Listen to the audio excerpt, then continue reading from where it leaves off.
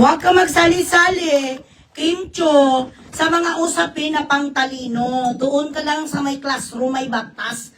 Dahil kung may baktas ang isang classroom at ginawa mo ang iyong dapat gawin, kahit hindi mo ginawa at gusto mong lumabas, pwede ka na rin gumawa ng iyong gustong gawin. Kahit ang isang classroom ay may batas.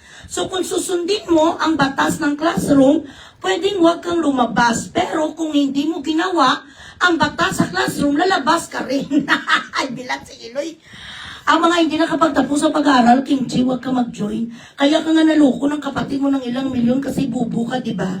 Kaya ka na nakawan ng mismong kapatid mo ng limpak-limpak na salapi kasi bubo ka. So what makes you think that you have the right to make a comment when you do not have a brain?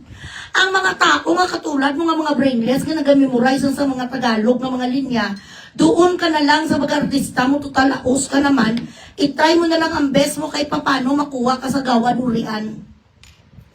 Kaya ka nga binakstroke sa mga elitistang pamilya ni Sian Lim kasi buba ka.